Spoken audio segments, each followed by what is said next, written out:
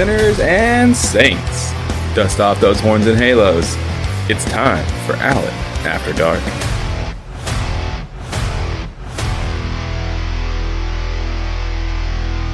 I really gotta say, the guy at Kroger with the mohawk, he is really racing up my hotness chart.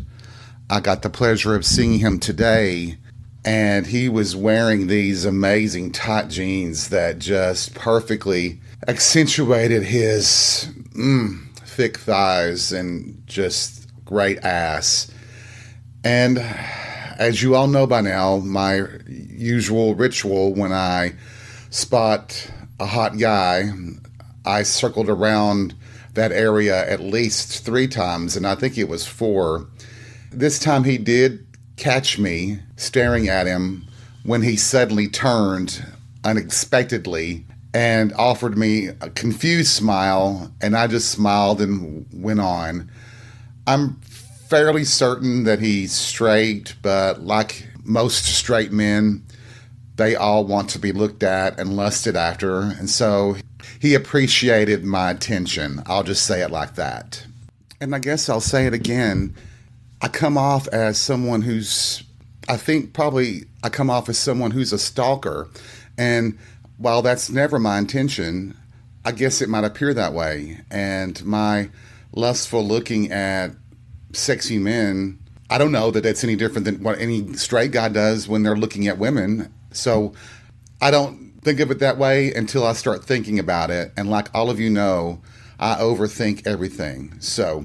But I guess that's what this episode is going to kind of segue into.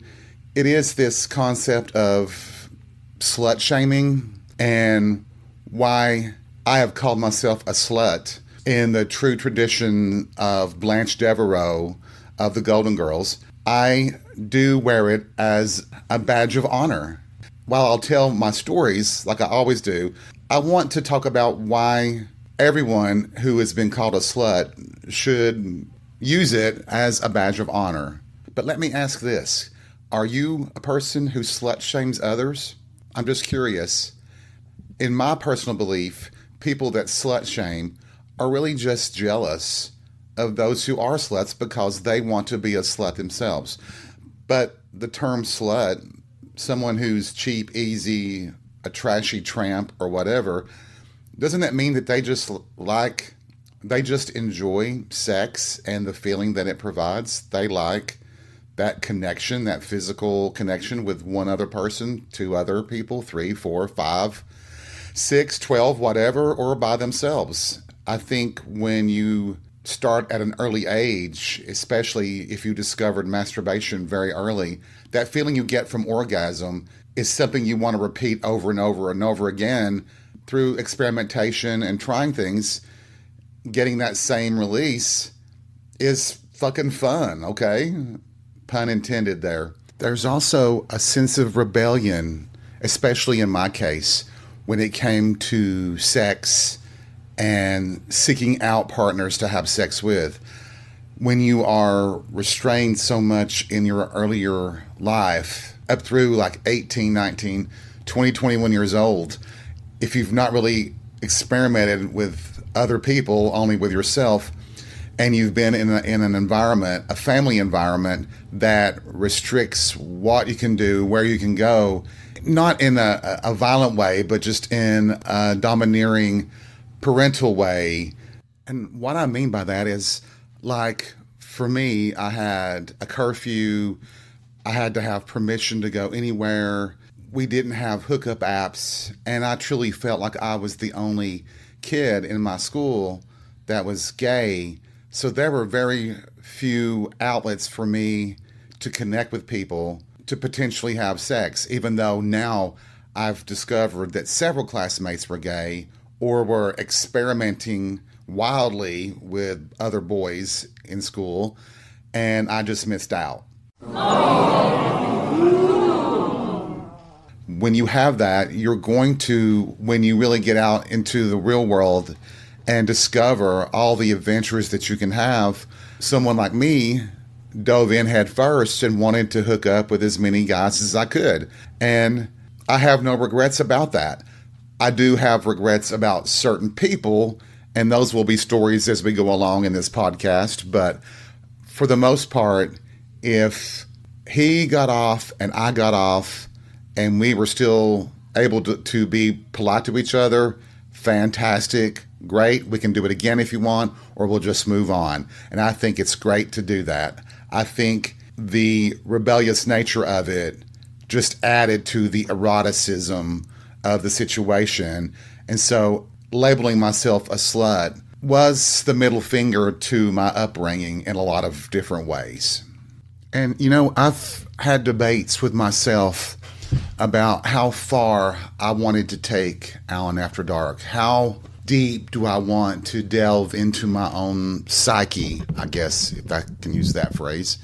Do I really want to talk about everything? How graphic should I go? And I'm debating that right now.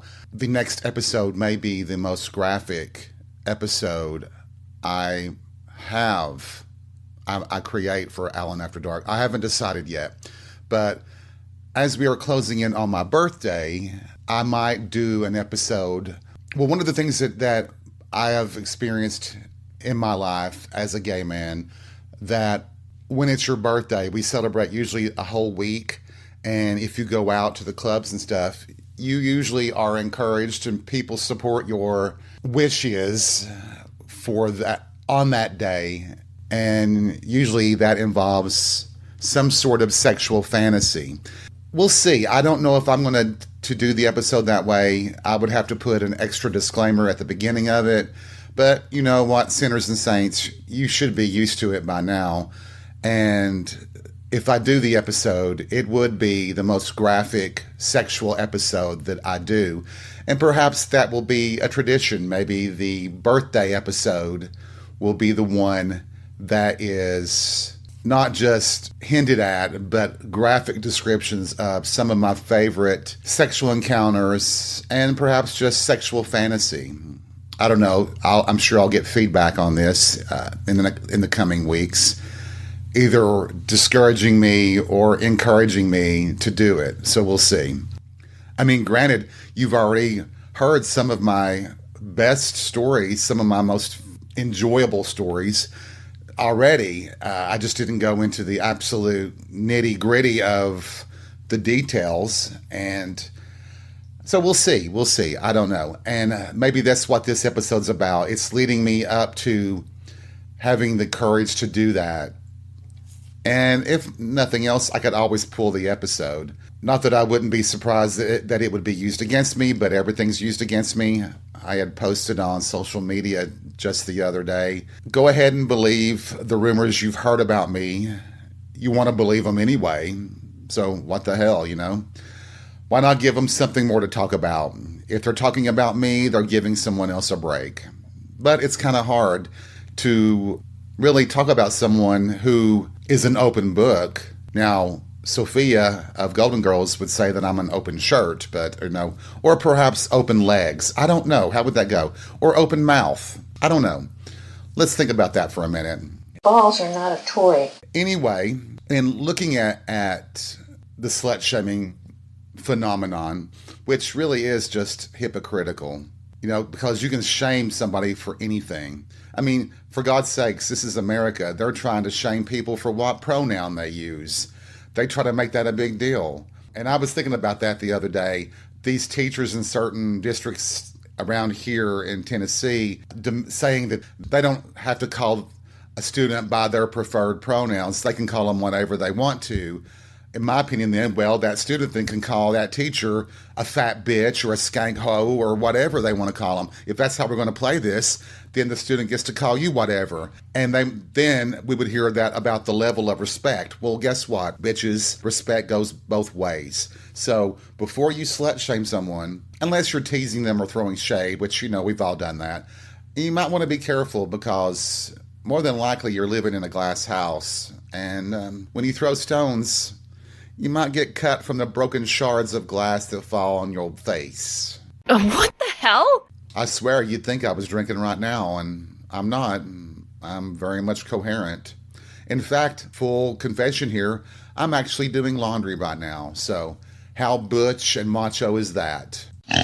So I guess as we're talking about slut shaming, the ultimate goal here is to take back that word, like we do with words like queer or even fag. I think that's part of the process, is to diminish the effects of the word. You know, if we're using it, then those who want to use it as a derogatory term, they really feel defeated because we don't care anyway. And that is probably my goal here. But for me, though, I've been called that my whole life. Well, I've been called it in my gay life.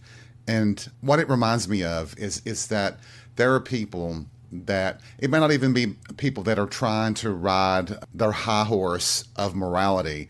It could be people that just don't like me.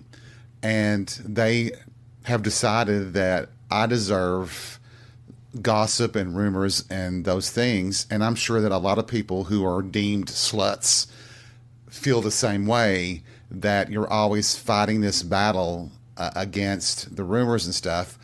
My advice is just let them go with the flow. I remember once someone was telling me these things that I had supposedly done, and I just kind of reacted, wow, then what did I do? And they looked at me funny. I'm like, this is fascinating. I wish that my life was as interesting as these rumors and the life that people have portrayed me living. I really do wish that sometimes. But I guess, the funniest rumor ever, and it could have been someone who was wanting to, just diminish me. One day, I was out at a club. This was several years ago. And I ran into someone I hadn't seen in a long time. And I walk up to him and say, hey, and he says, hey, back. And he looks at me funny. And he says, I hate to say this to you, but I was told you had died like several years ago. And I had to laugh at that. And I was just like, well, obviously I'm not. If I did die, somebody didn't tell me. So it was just one more funny thing where somehow a rumor got out there that I had died, and it absolutely wasn't true. I'm not a ghost, at least not yet. Oh, saying that gets me excited about the Halloween episodes of Alan After Dark that are coming up. I cannot wait to share some of the scary adventures that I've had in my life, and there are some doozies. So anyway, I didn't mean for this episode to be some sort of trailer for future episodes, but I guess that's how part of this is going. What the hell? I guess I'll share one time. This was when I was very much younger. This is before I was out of the closet. I was working at my first quote-unquote real job, and I'd become friends with a couple of people there. And we had decided to go up to the mountains, to the Smoky Mountains. If you know Tennessee, you know that, Dollywood, probably Gatlinburg, Pigeon Forge. Well, that's in the Smoky Mountains. And we had decided to go one Saturday, like four of us decided to go to the Smokies and go to Cades Cove, ride bikes, and just have a good, fun day. The bike ride, it's like a 10-mile loop, and you ride bikes. You can rent the bikes and ride them around the loop, and it's fun. Well, on that day, we did do it, but it was raining, and I got soaked down to my skivvies. Well, we all did. And it was fun, though, and as we were coming home, we started talking about possibly spreading rumors or what rumors would happen if we just kind of implanted a couple of little things. So I had purposely left my underwear in my friend's car. We had to change clothes and everything, and we were soaked, but I didn't want to put on the underwear because you don't want chafing. Boys, you know what I'm talking about there, don't you? Actually, probably everybody knows what I'm talking about there when you talk about wet underwear rubbing against your Kool-Aid, So we get back, we go to work on Monday, and in the middle of the day, I kind of go up to my friend. Let's call her Kelly. And I said, hey, I need to go back to your car and get my underwear. I left it in your car. So I go out. It was probably the busiest time of the day. So people saw me get in her car and get my underwear and take it to my car. Then one of the other guys that went with us, he had said something about that we had gotten drunk and hung out in a hot tub, like we had spent the whole weekend there. And none of that was true. Flash forward another week or two, my grandmother calls my mother and says, my cousin was at the house there, at my grandmother's house, and had said that he had been told by this asshole guy that always disliked me because he worked at the same place I did. And I just still to this day despise him. I do. But he had told my cousin that I was with 3 other people. We spent the weekend in Gatlinburg and we were drunk and all kinds of crazy things happened in that hotel room in that hot tub. My cousin had expressed this shock that I would get drunk and everything. And my mom, I was in the house. I could hear my mom responding to my grandmother. Well, and she was saying, well, first of all, it was a one-day trip. And he's just 18 years old. So it was a one-day trip. They weren't up there all weekend. They couldn't have done any of that stuff. So I don't know where he heard this, but it's all lies. So my grandmother absolutely scolded my cousin about it, but it was incredible how fast, and they added stuff to it. They added other things to it, and it was unbelievable that how fast that traveled, because people really do want to think the worst about other people. I always thought that part of that is that if rumors and gossip are flying about one person, it's not going about them. So it's like a deflection. I think I've said that before on a previous podcast. But this guy who was a total asshole and to this day is still an absolute jerk, he loved spreading stuff like that because he was so disliked. If other people would be as disliked as him, it made him feel better for some reason, even though most of the time when he was spreading gossip and rumors like that, it blew up in his face. But for whatever reason, he never saw it that way. So what a punk-ass pig he was and still is to this day. And just an FYI, you all know this too.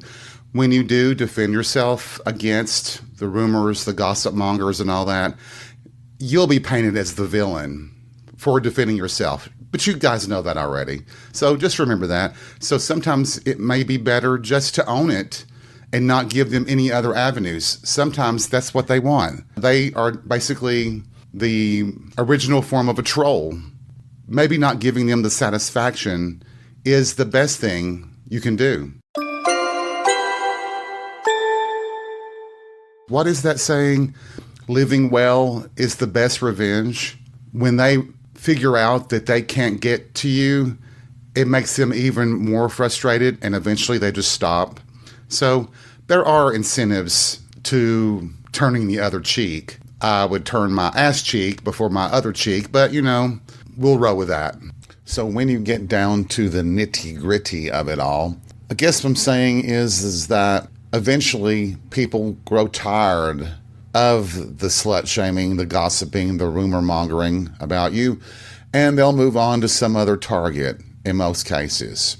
But then again, where's the fun in that? If you can create a news story that they can talk about, why not indulge that? It can be quite fun as long as they don't try to destroy your career or your life if it's just gossip. But there's no doubt that there are some people that they seem to live to be cruel. And I referenced trolls earlier. I think that there are just people who have always existed. It's not a new thing, but they are just hell-bent on making people miserable. It's like they thrive off of other people's misery. To me, that's just a sad, pathetic life to live. But for them, it seems to make them happy. I just wonder how happy they really are if all you do is spread negativity and cynicism and are talking about people that in ways that are untrue. How could that make you more fulfilled? I really do wonder about that. So if you're that kind of a person, I would love to have this discussion to see what it is that makes you so satisfied to spill the tea that really isn't tea. It's just bullshit. I may have used that terminology wrong. Damn, I feel old.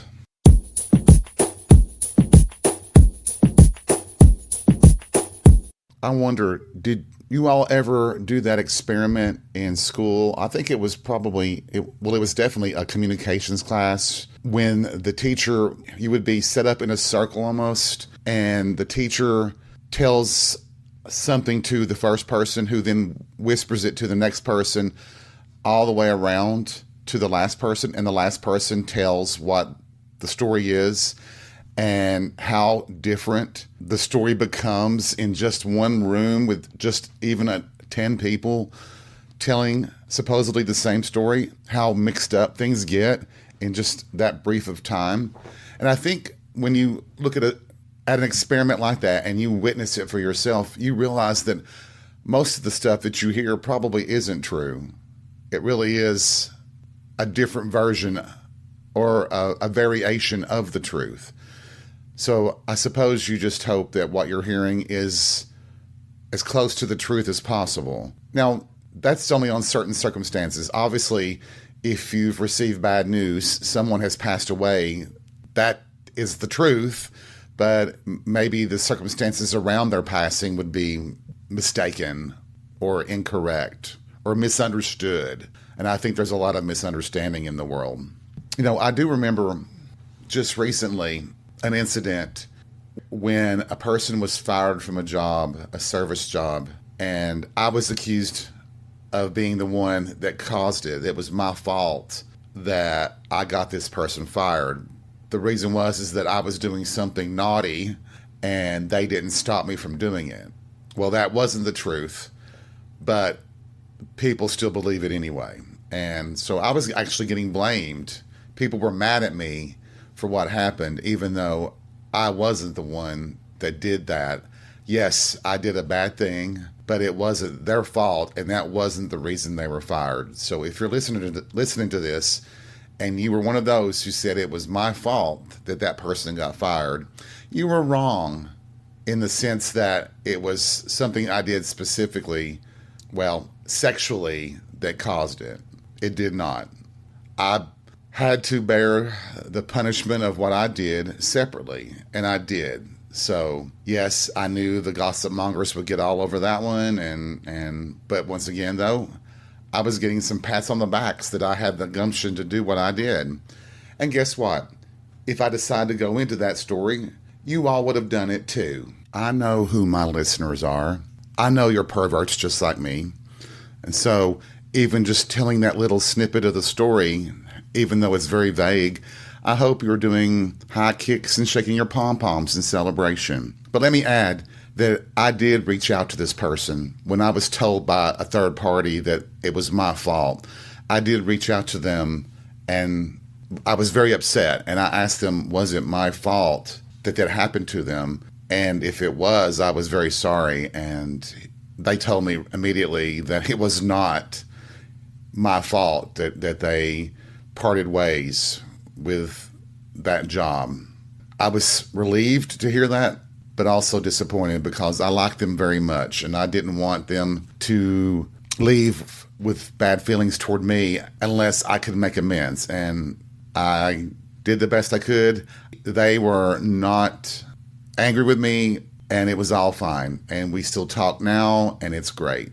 So there was that level of relief that I did feel, and a little bit of pissed off at people that, once again, this was something that was painting me as a villain, almost as if I did it intentionally, when what I did wasn't intentional and they weren't the target. I was just trying to have a good time and got a little carried away. But enough of that confession. You're all not my priest exactly, even though I look at confessions to you guys all the time, and it does help. But in this instance, I just wanted to kind of relay how an incident that did happen, but not in the way that the fallout expresses. So the moral of the story is, well, there really are no morals, right? It's like don't be so catty. Don't be spreading rumors and gossip. Don't be the one who is telling stories that aren't true unless you're that kind of a bitch.